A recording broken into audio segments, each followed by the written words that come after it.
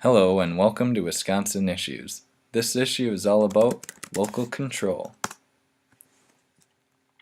I'll start by scrolling down to this WPR link, and if you click listen, you'll hear a 20-minute interview about a number of recent bills in the state legislature that have overridden local government authority. In the interview, you'll hear from a political scientist from the University of Wisconsin-Marathon County and a local government advocate. If you want to listen to this, just click the first link that I have provided in the list down below in the description box of this video. The second link will take you here. This is an article by the Wassa Daily Herald titled New State Law Halts Wassa Rental Licensing.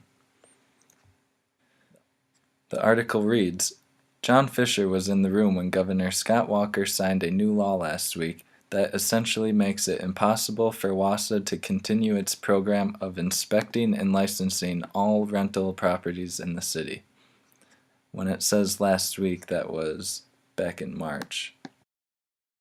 The licensing requirement was there to protect tenants of property with poor living conditions and to reduce blight in the city.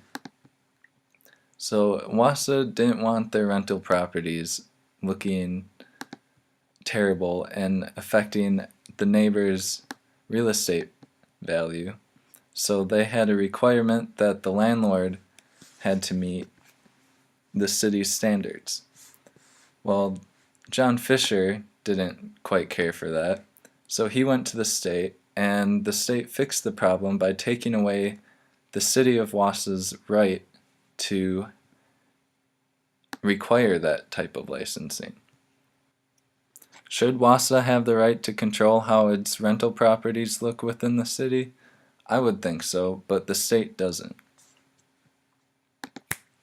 The next article I'd like to show you is from Reuters. It's called Wisconsin Governor Signs Bill Ending Early Weekend Voting.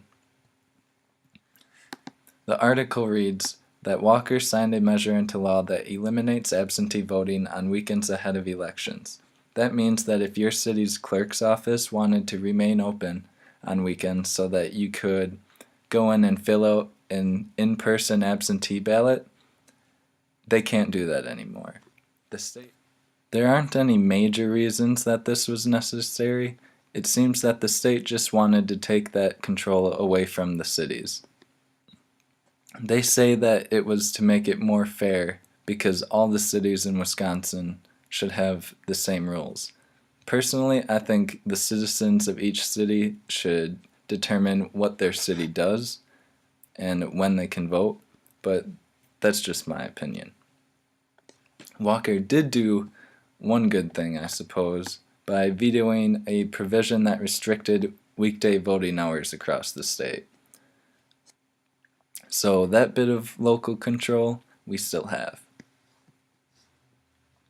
In this article by the Wisconsin State Journal, titled State Budget Provision Exempts Enbridge from Dane County Insurance Requirement, we learn that the state prevented Dane County from requiring a pipeline company from taking out environmental insurance.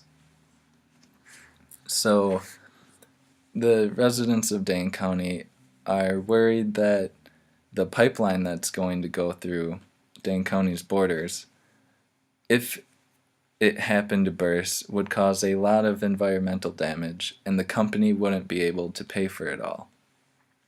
And the citizens of that county don't want to be stuck with the cleanup.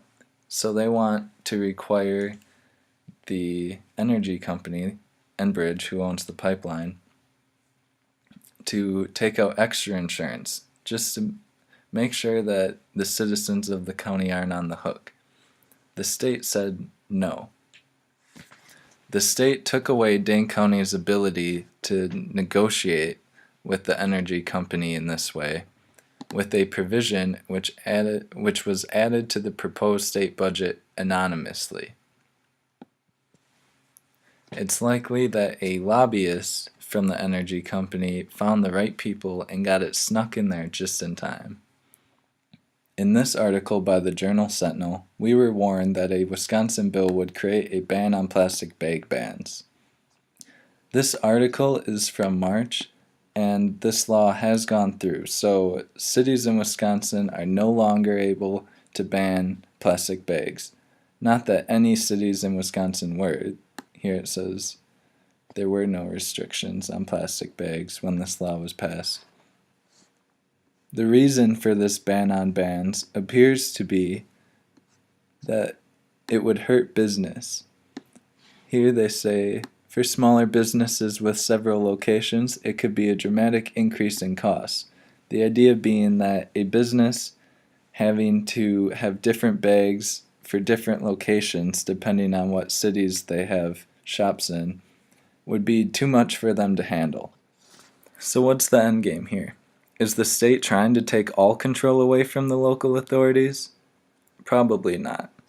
This article, found on Wisconsin Public Radio, actually seems to suggest the opposite. It says, Walker says school districts should set own policies for transgender bathroom access.